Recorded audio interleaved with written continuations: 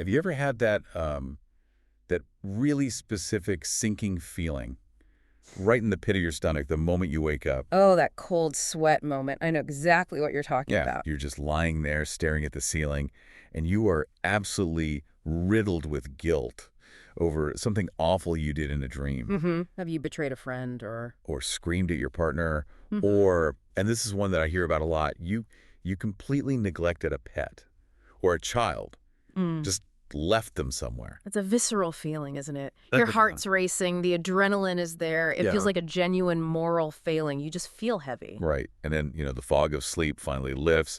You look around, you see the sun coming through the blinds, and you realize, Wait a minute. yeah, wait a minute, that person, they don't exist. That whole situation, and it never happened. And then this huge wave of relief just washes over you. And you just wash your hands of it. It was just a dream. No harm, no foul. That's the universal safety net, right? Wrestling. The idea that dreams are just a sandbox with zero consequences. It's our get-out-of-jail-free card we play every single morning. Is. But this is where we have to kind of pull the rug out from under all of us. Because according to the source material we're looking at today, that relief you're feeling, Yeah. it's arguably premature. Because the premise we're diving into suggests that person you betrayed in the dream, well, they do exist. Oh, come on. And that situation, it didn't just stop happening because you decided to wake up and go make some toast. That is a terrifying way to start the morning. So you're telling me I can't just absolve myself with a cup of coffee? If we take today's source material at face value, then no, absolutely not. The argument here is that you didn't just have a dream. What did I do? You created a reality. And just because you left the room, that doesn't mean the lights went out. The drama continues without you. I feel like I need to write a lot of apology letters to, I don't know, figments of my imagination right now. Well, before we spiral into a full-blown existential crisis. Which, let's be honest, is exactly where we're heading. It is, but we need to set the stage properly. So, welcome everyone to the deep dive. Today, we are looking at something that it really challenges the very foundation of what we call real. Mhm. And we should state clearly right up top for everyone listening, this podcast is distributed free of charge on all major platforms, and it's for educational purposes. Right. We're here to explore, to analyze, and to report on the document in front of us. We're impartial guides, just presenting the philosophy as it was written. We aren't endorsing it as fact. We're just the messengers. We aren't asking you to believe it, but we are asking you to grapple with it. And what we're grappling with today is session 92 of the early sessions, book 3 of the Seth material. And this session was recorded on September 28th, 1964. And a huge shout out to the publisher, New Awareness Network, for keeping all of these archives available. Absolutely. So let's time travel a bit. Set the scene for us. It's 1964. What's happening in the room where this is all taking place? Okay, so it's a Monday night in Elmira, New York. It's 9 o'clock. The atmosphere is really domestic, almost mundane. Which is a funny contrast to what they're about to talk Yeah, about. a huge contrast. Jane Roberts, the medium, has been painting her apartment all day long, so she's physically exhausted, probably smells like turpentine. She's tired. Mm-hmm. And her husband, Rob, is sitting there with a pen and paper, ready to take notes in shorthand. And Rob is important here. He's not just a passive observer, is he? No, not at all. He's an active participant. In fact, he had just started keeping a dream notebook to track his own adventures. So the topic is really fresh for them. So they're primed for this. They're primed. Jane goes into her trance state. She dissociates, her voice changes, and the personality known as Seth comes through to speak. And Seth decides that tonight, while Jane is tired from painting walls, is the perfect time to drop an absolute bomb on their understanding of physics. And psychology. He Yeah. does. So the mission of this deep dive is, well, it's twofold. First, we need to dismantle this idea that dreams are just brain trash. Right, the random noise. Seth frames them as first creations. And second, we are going to explore this genuinely unsettling idea that our waking world, this room, your car, is just a collective madness held together by telepathy. Collective madness. I love that phrase. It feels strangely relevant right now, doesn't it? Yeah, it really does. Okay, and let's unpack this. We can start with segment 1, the sly architecture of a dream. Let's do it. So I think most people have this, this default setting about dreams. We think of the brain as a blender. I ate pizza, I watched a scary movie, I'm stressed about work. So you dream of a cheese monster chasing you through the office. Exactly. Cause and effect.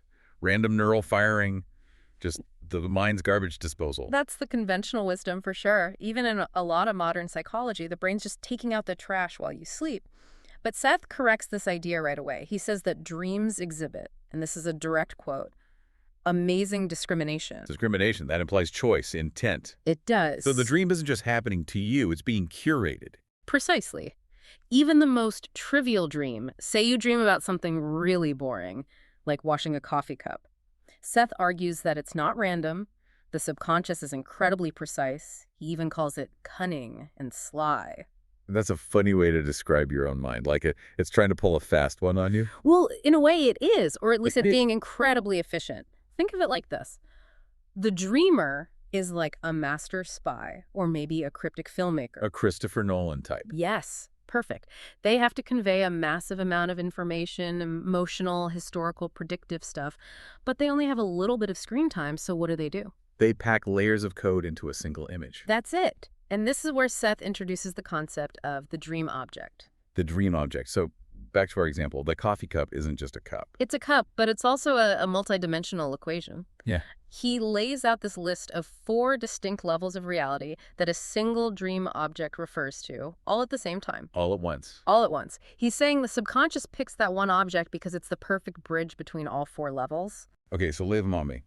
What are the 4 levels packed into my boring dream about a coffee cup? All right, level 1 is the obvious one. Immediate daily life. The rehash. Okay. Maybe you washed a cup that day or you saw one on the counter. It's the surface level data. The pizza dream level. Standard psychology stuff so far. I saw a cup, I dreamt of a cup. Makes sense. But then you go deeper. Level 2 is subconscious fears or desires.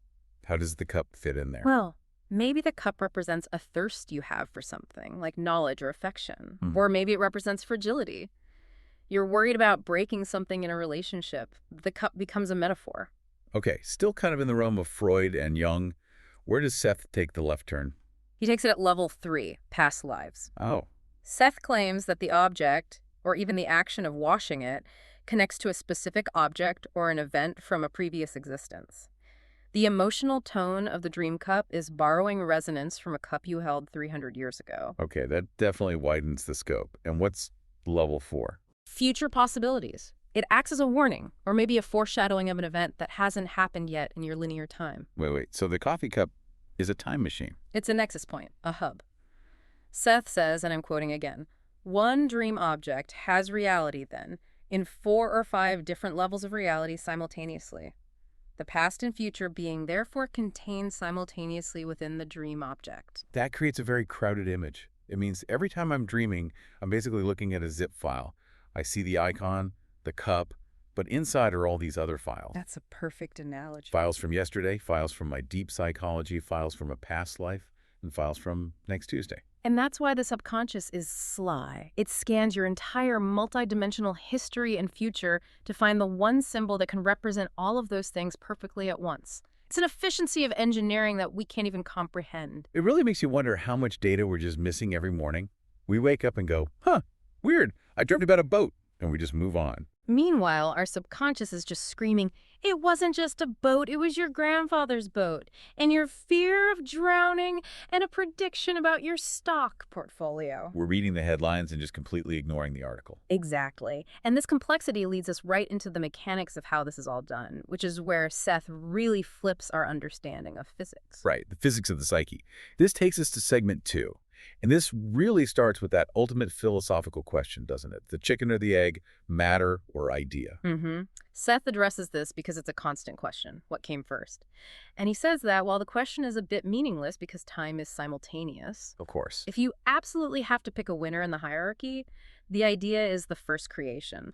Physical matter is secondary. It's an effect. So the standard view is, the world exists, then I have a thought about it.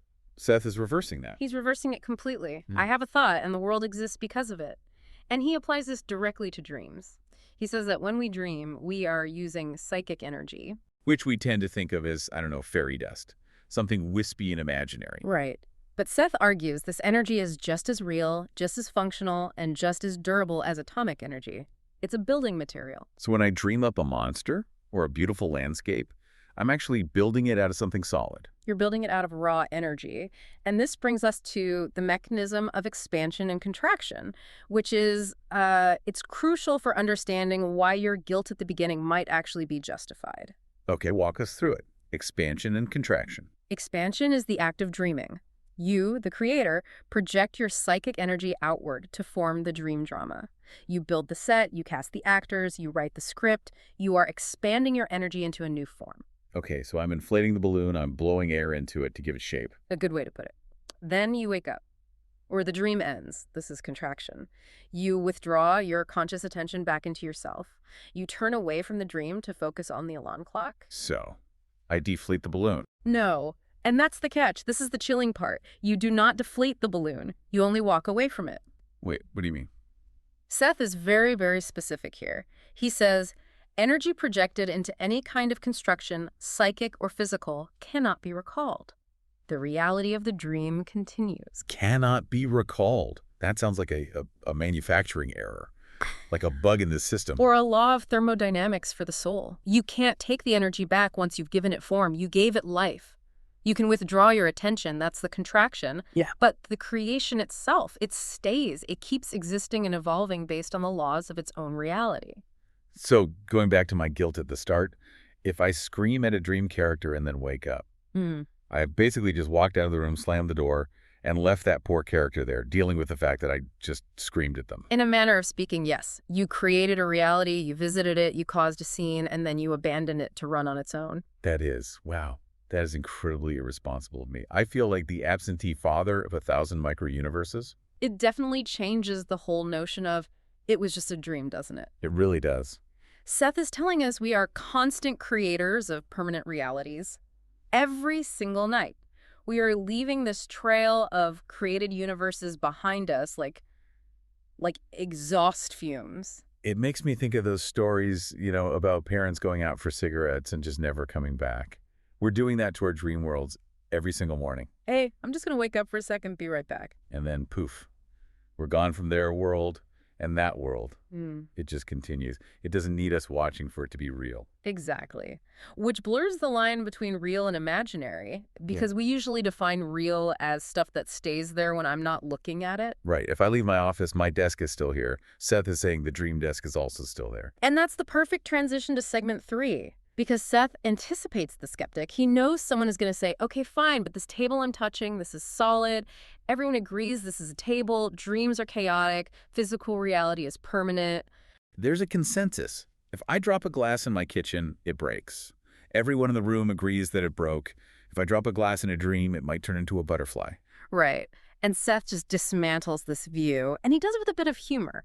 There's this moment where he stops the whole lecture to ask Rob, who's scribbling all this down, if his precious fingers are tired. I love that part. It makes it all feel so much more real. And Rob lies, doesn't he? He totally lies. He says no, even though his hand is probably on fire from writing so fast, because he is desperate to hear the secrets of the universe. Oh, I would lie too.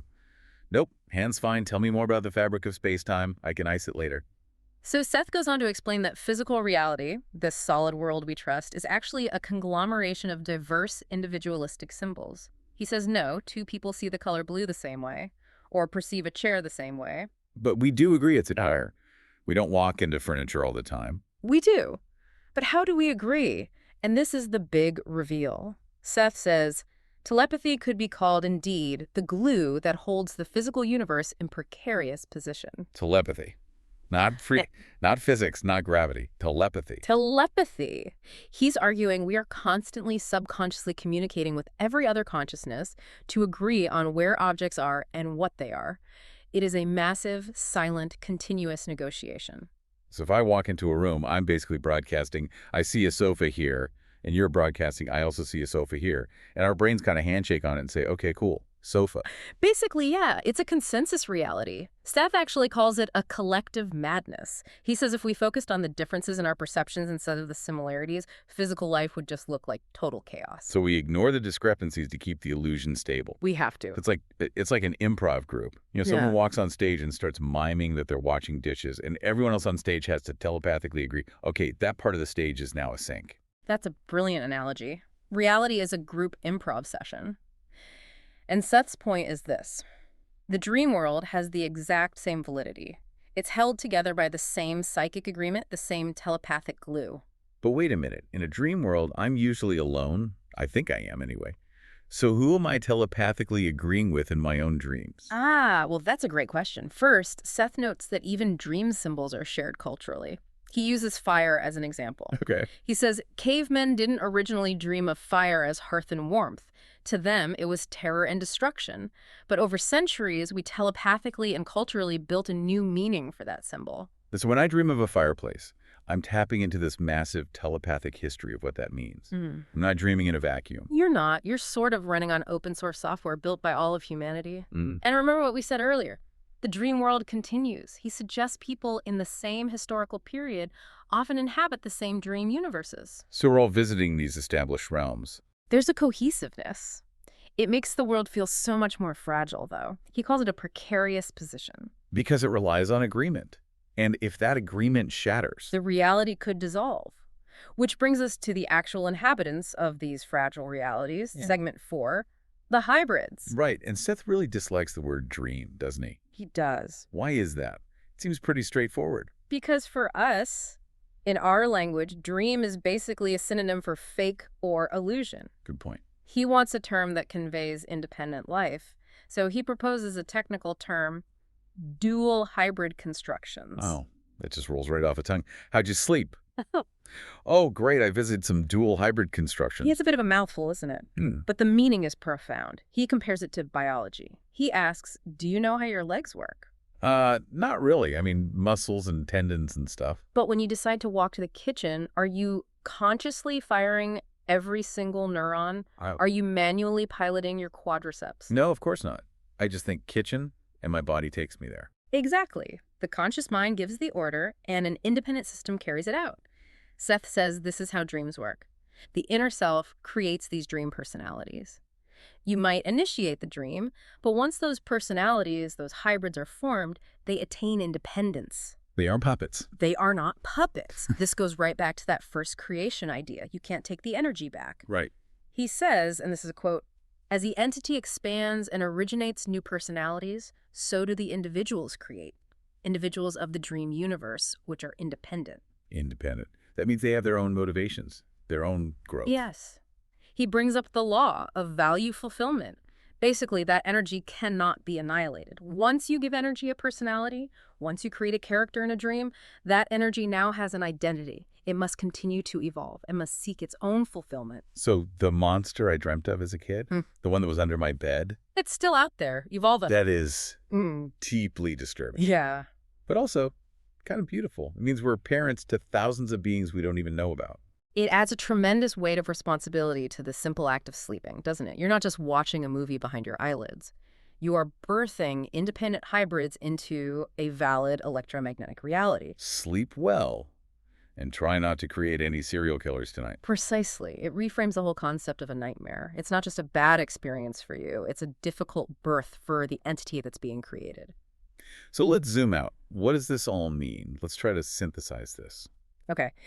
If we put together everything Seth is saying in session 92, we get a pretty radical worldview. You have dreams that are these multi-layered discriminative realities. They're created by a psychic energy that's permanent. They're inhabited by independent hybrids.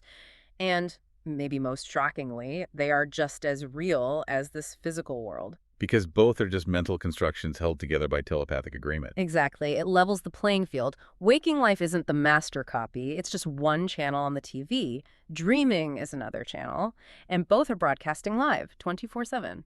And we're just flipping between them, creating messily in one, trying to keep order in the other, but not realizing how connected they are. It really makes you want to pay more attention to that dream notebook. It validates Rob's hand cramps, that's for sure. It absolutely does. Yeah. Well, look, we have covered a lot of ground, and this is really just scratching the surface. Oh, for sure. We're impartial reporters here. But if your curiosity is piqued by this, and I mean, how could it not be? You really need to go to the source. Don't just take our summary for it. You have to read the actual words, study the nuances. Seth's voice is so unique, and the dynamic between him, Jane, and Rob is just fascinating to read. You can find the books at sethcenter.com, The Early Sessions. And again, that's published by the New Awareness Network. Go there, get the books, and support the preservation of this material. It's dense, it's challenging, but it is so fascinating. And before we go, I want to leave everyone with one final thought, a little provocation, based on what we discussed about telepathy. Let's hear it. So we talked about how physical reality is held together by this glue of telepathy. We agree on the nature of the room we're in. But look at the world right now. We are living in a time of just intense polarization. I was putting it mildly. It feels like we're living in two different movies half the time. People can't even agree on basic facts anymore. So here's the question. If telepathy is the glue holding the physical universe in its position, what happens if that glue dries out? What happens when we stop telepathically agreeing on the nature of the reality we share?